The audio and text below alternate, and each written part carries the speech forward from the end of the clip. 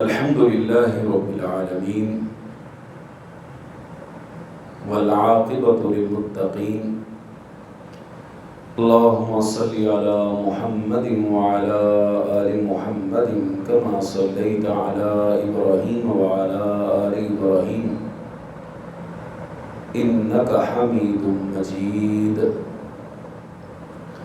اللهم بارك على محمد وعلى آل محمد كما باركت على إبراهيم وعلى آل إبراهيم إنك حميد مجيد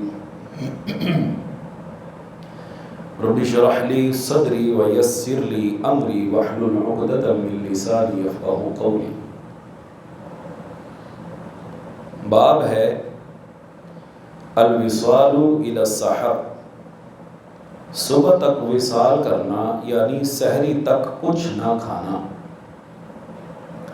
عن ابی سعید رضی اللہ عنہ انہ سمع النبی صلی اللہ علیہ وسلم یقول، سیدنا ابو سعید خدری رضی اللہ تعالی عنہ سے مروی ہے کہ انہوں نے نبی کریم صلی اللہ علیہ وسلم کو یہ فرماتے سنا، لا تواصلوا، تم میں سے کوئی وصال نہ کرے، فَأَيُّكُمْ إِذَا أَرَادَ أَن يُوَاصِلَ فَلْيُوَاصِلْ حَتَّى السَّحَرِ، جب تم میں سے کوئی وصال کا ارادہ کرے تو صبح تک کرے، اس سے زیادہ نہ کرے.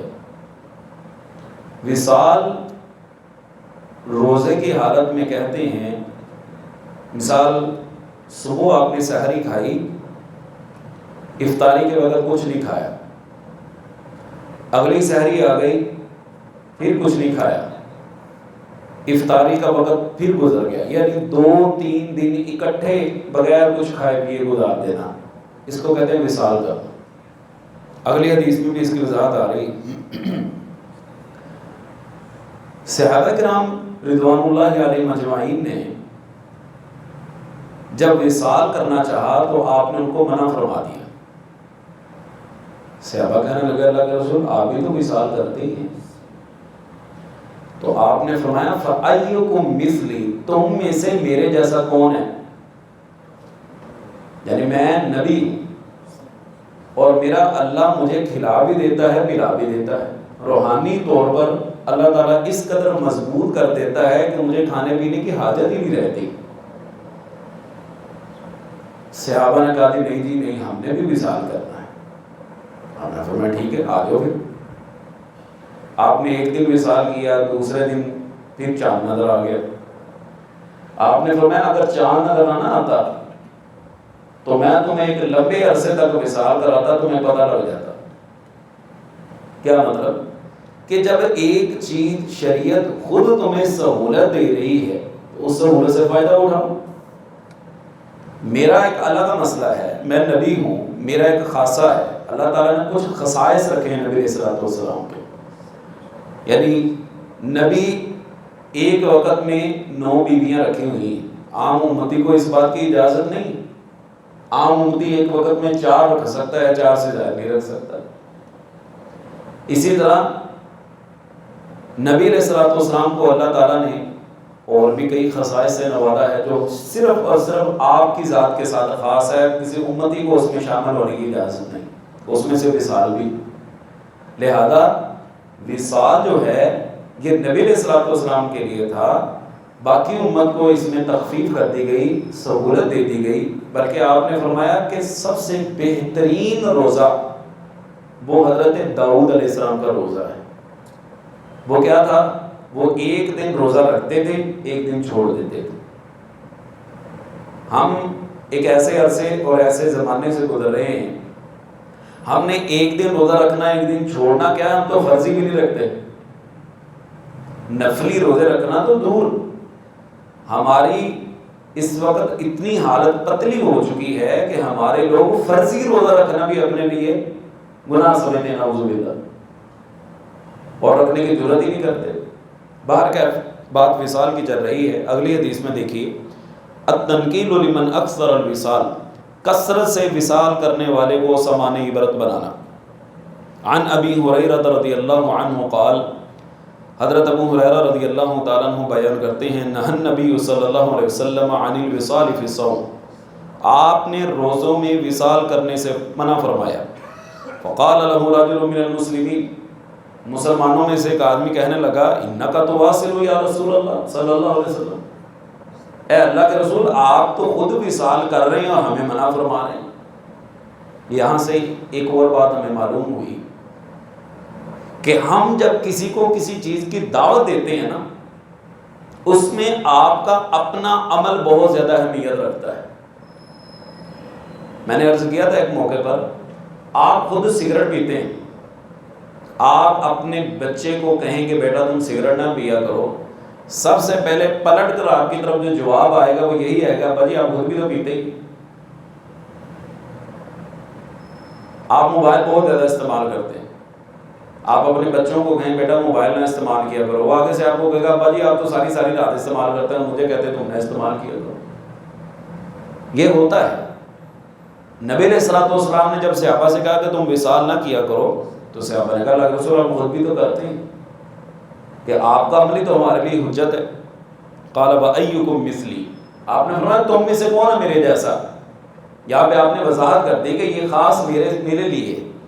انی ابیت یطعمنی ربی ویسقینی، میں تو جب رات کو سوتا ہوں تو میرا اللہ مجھے کھلا بھی دیتا ہے پلا بھی دیتا ہے. فلما ابوا، جب صحابہ نے انکار کیا کہ ان ينتهوا عن الوصال، کہ وہ وصال سے نہیں رکیں گے، وہ وصال کریں گے. واصل بهم یوما، آپ نے ایک دن وصال کیا. ثم یوما، پھر ایک دن وصال کیا. ثم رأوا الہلال، پھر چاند نظر آ گیا. فقال، آپ نے فرمایا لو تأخر لزدتکم، اگر چاند لیٹ نظر آتا نا تو میں اور زیادہ وصال کرتا. کالتنکیل لهم حین ابوا ان ينتهوا، گویا کہ آپ انہیں سزا دینے کے لیے فرمایا کہ جب وہ وصال کے روزوں سے باز نہ آئے. وفی روایت عنہ قال لهم فاکفلوا من العمل ما تطیقون، آپ نے فرمایا کام اتنا ہی ذمے لیا کرو جتنی تم طاقت رکھتے ہو. اگلی حدیث ایک ہی طرف، باب من اقسم علی اخیہ لیفطر فی التطوع، اگر کوئی اپنے بھائی کو نفلی روزہ توڑ دینے کی قسم دے. عن ابی جحیفہ رضی اللہ عنہ قال، حضرت ابو جحیفہ رضی اللہ تعالیٰ عنہ بیان کرتے ہیں آخر نبی صلی اللہ علیہ وسلم بین سلمان و ابی الدرداء، نبی کریم صلی اللہ علیہ وسلم نے حضرت سلمان اور حضرت ابو الدرداء رضی اللہ تعالیٰ عنہ کے درمیان بھائی چارہ قائم کر دیا. فزار سلمان و ابو الدرداء، ایک دن حضرت سلمان حضرت ابو الدرداء رضی اللہ تعالیٰ عنہ سے ملنے گئے. فرآ ام الدرداء متبذلۃ، تو انہوں نے ام الدرداء کو نہایت پراگندہ حالت میں دیکھا. فقال لها ما شأنک، حضرت سلمان کہنے لگے بھئی کیا بات ہے، آپ کی یہ حالت کیوں ہے؟ قالت اخوک ابو الدرداء، کہا جو آپ کا بھائی ہے نا ابو الدرداء، لیس لہ حاجۃ فی الدنیا، اس کو دنیا کا کوئی کام ہے ہی نہیں، کوئی کام نہیں اس کو. فجاء ابو الدرداء، حضرت ابو الدرداء رضی اللہ تعالیٰ عنہ آ گئے. فصنع له طعاما، حضرت سلمان کے لیے کھانا تیار کروایا. فقال کل، حضرت سلمان کہنے لگے بھائی تم بھی کھاؤ. قال فإنی صائم، کہا جی میرا تو روزہ ہے.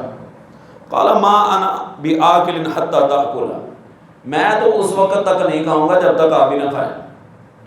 روزہ رکھا ہوا تھا نا، روزہ توڑوا دیا. قال فأکل، حضرت ابو الدرداء رضی اللہ تعالیٰ نے کھانا شروع کر دیا. فلما کان اللیل ذهب ابو الدرداء یقوم، جب رات ہوئی تو حضرت ابو الدرداء رضی اللہ تعالیٰ عنہ نماز کے لیے اٹھے. قال نم، حضرت سلمان کہنے لگے بھائی سو جا، سو جا بھی. فنام، وہ سو گئے. ثم ذهب یقوم، پھر وہ اٹھے کہ جا کے قیام کروں. فقال نم، حضرت سلمان کہنے لگے سو جا. فلما کان من آخر اللیل، جب رات کا آخری حصہ شروع ہوا. قال سلمان قم الآن، کہنے لگے اب اٹھو. حضرت سلمان حضرت ابو الدرداء رضی اللہ تعالیٰ عنہ سے کہنے لگے اب اٹھو. فصلیا، دونوں نے اٹھ کے نفل نماز پڑھی، تہجد پڑھی. فقال له سلمان، حضرت سلمان نے حضرت ابو الدرداء رضی اللہ تعالیٰ عنہ سے کہا ان لربک علیک حقا، ٹھیک ہے تمہارے اوپر تمہارے رب کا بھی حق ہے، اس کے سامنے کھڑے ہو عبادت کرو، وَلِنَفْسِكَ عَلَيْكَ حَقًّا، تیری جان کا بھی تیرے اوپر حق ہے۔ ساری رات قیام کر رہے ہو، آرام کس نے دینا ہے جان کو؟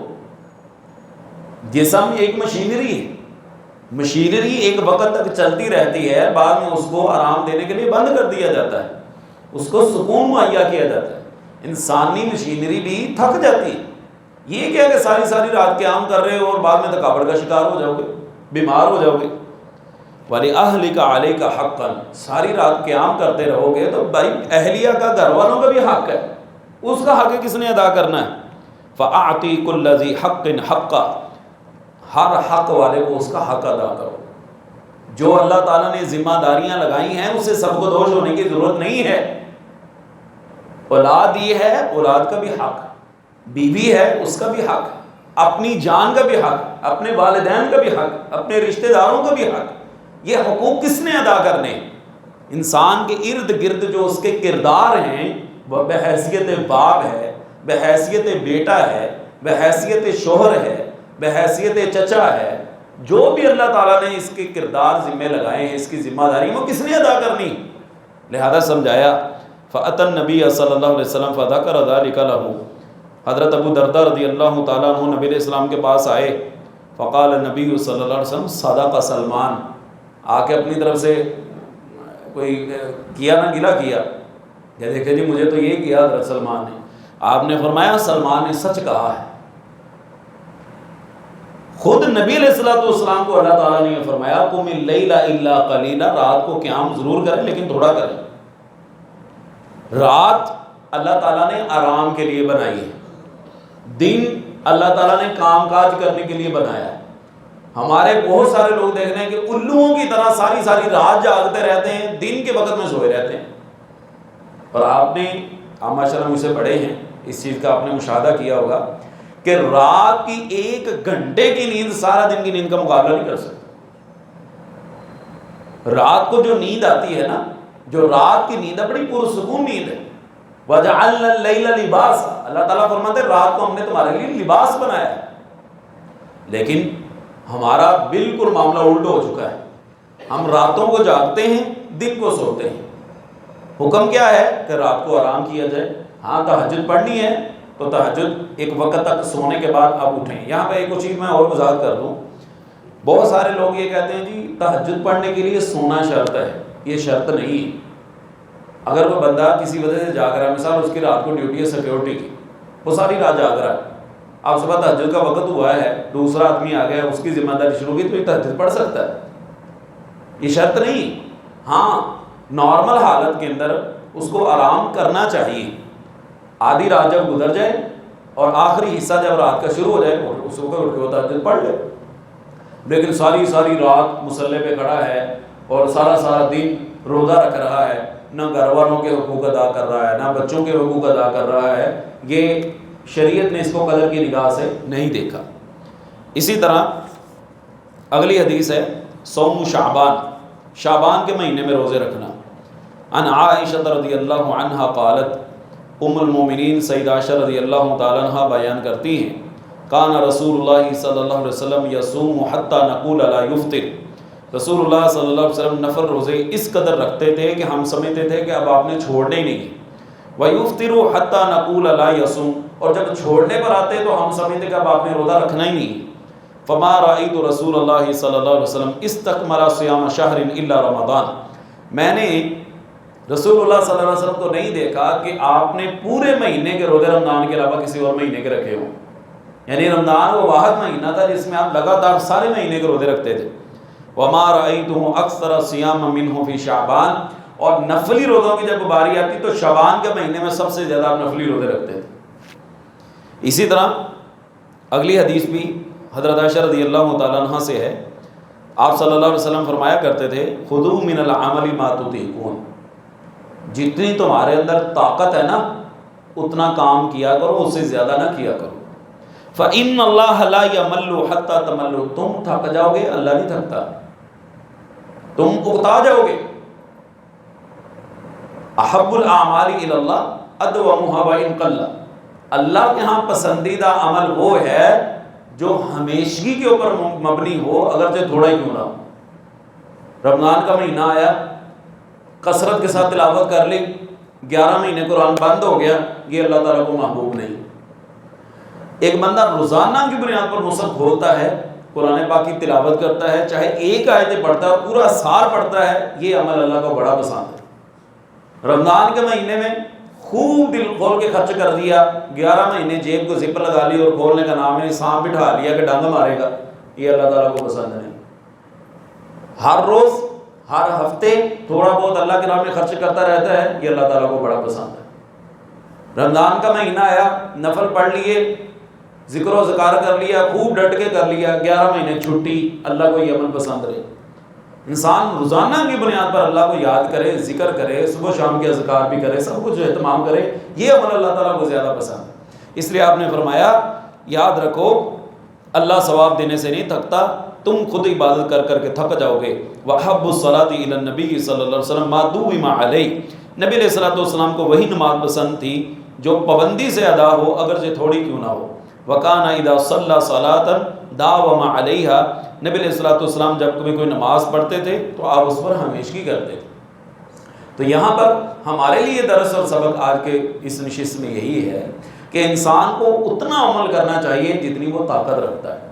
ایک صحابی کے بارے میں ملتا ہے، انہوں نے ایک دن کیا کیا، نبی علیہ السلام سے پوچھا کہ میں قرآن پاک کی تلاوت، آپ نے فرمایا مہینے میں پڑھ لی کرو، کہنے لگے اس سے بھی زیادہ طاقت رکھنا پڑا، 15 دن میں کر لیا کرو، کہا جی اس سے بھی زیادہ طاقت رکھنا، کہا 7 دن میں، قصہ مختصر انہوں نے کم سے کم دن کی جو ہے وہ رخصت لی، اور جب بڑھاپے میں پہنچے نا تو کہنے لگے کہ میں نبی علیہ السلام کی رخصت کو تسلیم کر لیتا، اس میں عمل کر لیتا تو میرے لیے سہولت ہو جاتی۔ جوانی کا ایام تھے، اس وقت تو محسوس نہ ہوا، اب بڑھاپے میں آ کے بڑا محسوس ہوتا ہے کہ اب اتنی طاقت نہیں ہے اور اتنا عمل بھی نہیں کر پاتا، لیکن میں نے اپنے اوپر لازم کیا اور اس لیے کرنا بھی پڑتا ہے۔ تو جب شریعت ایک چیز کی رخصت دے رہی ہے، اور شریعت کوئی ایک فرد کا تھوڑی خیال رکھتی، عالمی حقوق کے جو علم بردار ہیں یہ جب کوئی قاعدہ کلیہ بناتے ہیں تو سب سے پہلے اپنا دفاع کرتے ہیں۔ شریعت جو قاعدہ کلیہ بناتی ہے اس میں سب لوگوں کا فائدہ ہوتا ہے، تو اس میں مسلمانوں کا خاص طور پر جب فائدہ ہے تو انسان اس فائدے سے فائدہ کیوں نہیں اٹھاتا، اس رخصت سے فائدہ کیوں نہیں اٹھاتا۔ تو اللہ تعالیٰ سے دعا ہے کہ اللہ تعالیٰ ہمیں مستقل طور پر جب ہم کوئی عمل شروع کریں اس بات کے اللہ تعالیٰ ہمیں توفیق عطا فرمائے، اور جو شریعت نے ہمیں رخصتیں دی ہیں ان پر عمل کرنے کی توفیق عطا فرمائے۔ وآخر دعوانا الحمد للہ رب العالمین۔